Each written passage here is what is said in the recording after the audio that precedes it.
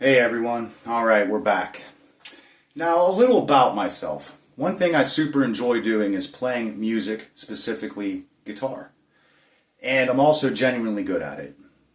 And I want to say that the reason I got good at it was because I had teachers, I had mentors, community, connection, and I had people guiding me and showing me things I did not know, showing me differences, making a difference in my life.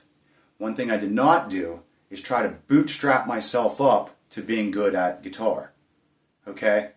Now that sounds like common sense. To most people, I'm sure it is.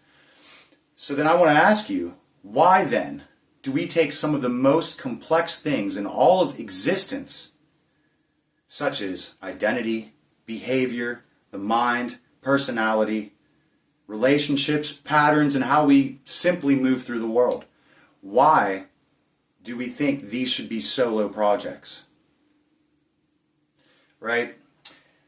And so that's what I want to do here on this channel. I want to create that community, that guidance, friendships, relationships. I want us to help each other because sometimes we need real help, not just self-help. And that's what I want to propose for this whole channel, talking about the structure of the mind, personality, and how to get the change that you want in a way that you know that you've got it. Okay? So, before I go any further, I am not knocking self-help. I do not want anybody to think that, okay? There's absolutely amazing advice out there, things that you could implement easily, and that's good, right? But what I am saying is not all of it works because not all of it targets the level of the problem and how it's structured and where it is, okay? So, before I go any further, the first thing I think we should talk about is what is a mind. Okay, we all have one, or so we think we do, right? So without being technical, I promise this channel will never be technical. It'll be easy, it'll be fun, and it'll be simple, okay? So, to make things easy, imagine the mind as a circle, okay? And now it's made up of 3 different parts. On one part, you have the conscious mind. On the other side, you've got the subconscious mind. And in the middle, you have what's called the critical factor. Okay? And now how these 3 parts relate to each other is the conscious, that's your logical mind, that's your rational mind, decision making, things of that nature. The subconscious mind, that is where your behaviors are, your habits. Think of it this way, your reaction to seeing a spider, right? Or the way that you blush when you see someone that you love. Okay? You're not consciously choosing that. That's subconscious. That's a pattern. That's a behavior. You can consider the subconscious your body. To make it just plain simple English, the body is the subconscious mind. Now, in the middle, you have what's called the critical factor. The job of the critical factor is to filter what goes from the subconscious to the conscious and what goes from the conscious to the subconscious. Now, when the critical factor is doing its job, it will filter everything, okay? So, think of it this way. Let's say that you see something that you don't like or someone you don't like, but because of your environment, saying to them that you don't like them would be a bad idea, so you don't say it. Maybe you even act pleasantly, okay? That is a conscious choice that you are making. Those original thoughts and feelings of, hey, I don't like you, or this or that or whatever, is down here. The critical factor filters that. So one way that you could, in fact, dissolve the critical factor is by getting drunk, okay? Now, I'm not recommending that, but that is an example of how you could, in fact, get rid of it. Another way that the critical factor naturally disappears is when the conscious mind is sure that there's nothing new to learn, no danger in the environment, I can just turn off for now. Typically, this happens for most people when they're watching movies or scrolling on their phone. Okay, they might consciously know what's happening, and then the conscious mind says there's no danger, there's nothing to keep an eye out for, I can kind of take a nap, and now the subconscious arises. Now you become absorbed in the movie. Now you're feeling the fear of, like if it's a scary movie, you're feeling the passion if it's a romance, right? And so that's basically how this works. The conscious mind is rational. The subconscious mind is not rational. And for all intents and purposes, the subconscious mind is in fact more strong and more powerful. That's why you might consciously have a bad habit, know that you should quit it, but can't seem to do it. Okay? Something can consciously seem right to you, but if it doesn't make it here, it doesn't stick. And that's the point that I want to bring up. Okay? Is within the self-help world, not all of it is designed to target you where real change happens. Okay? This might be strategy and tactics, but this is behavior and habits. It's that simple. Now, like I said, I'm going to do my best to not make anything complex. So moving on, let's just wrap our minds around the mind, right? The way that these are structured is down here, and we could see that, right? Yeah, A, B, C, D, and E. So, on the bottom, we have E, right? Super easy. This is environment. Now, the environment, you could rearrange your life, you could change your address, right? You could find different people to hang out with. And still, you've got the same old problems, the same old bad habits, right? So then, once that fails, you're told, well, D, for doing. What are you actually doing? Are you actually going to the gym? Are you actually saving your money? Are you actually learning, right? This is your behavior. Then, if you change your behavior, you might get some result. Absolutely. If you were to go to the gym, you would probably get more fit. But let's say that, once again, consciously, you know you should change your environment, go to the gym. Consciously, you know that you should lift the weights, and still nothing's happening. Well, what's the problem? Well, let's move up the structure here, shall we? So C is capabilities. Right? So what are you capable of? Maybe you are capable of doing the things that you want to do, but you're still not doing them and you're not changing your environment. Nothing's coming through. Right? So capability, that could be like you are capable to ask out the girl that you want to ask out, but you don't do it. Why? Right? Oh, well, it's the wrong time of day. That's your environment, right? Something like that. That's you coming up with rational reasons about why you're not doing what you want to do. Okay? And you could read books, you could do all the things that you think you want to do, and still nothing changes. Alright?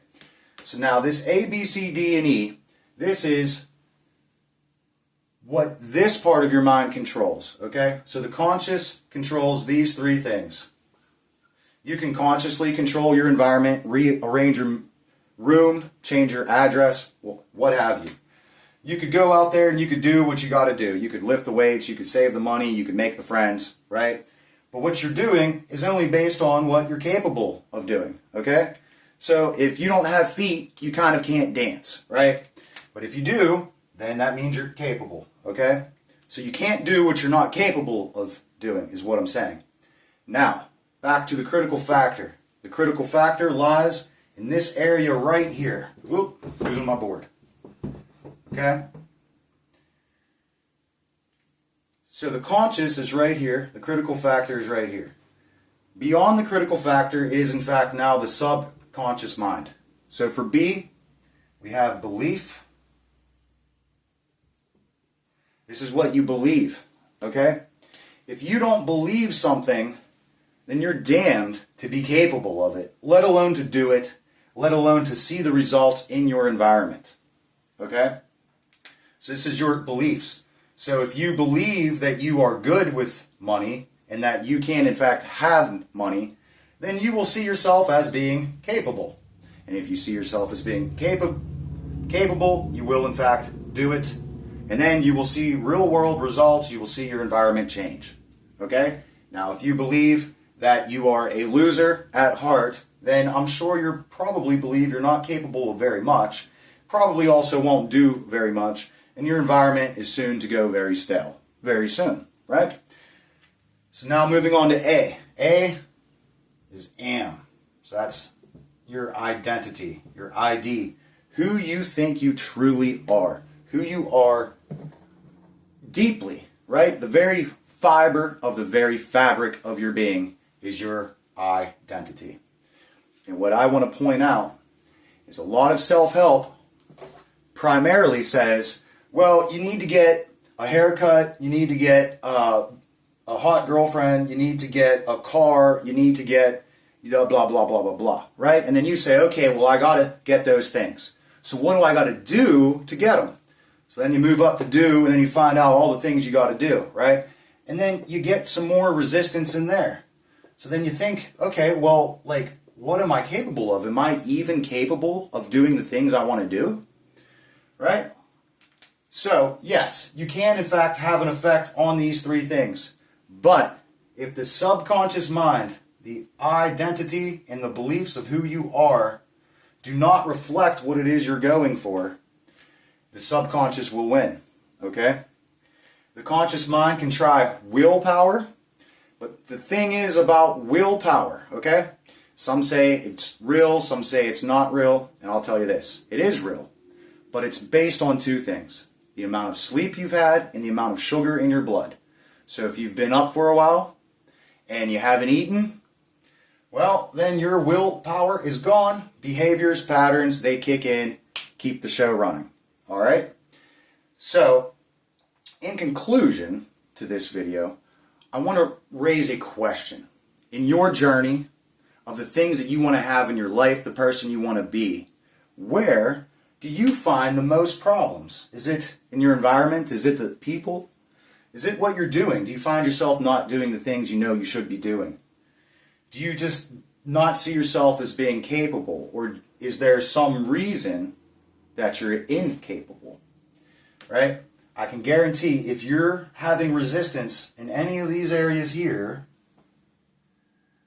the solution needs to be changed here. It needs to be changed in what you believe and who you think you are.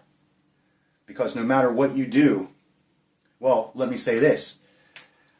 I read them backwards on purpose. I wanted to show you specifically what most people think is the solution to their problems. Remember, this is rational. So that means if I'm rational and I understand my problem, I can solve my problem.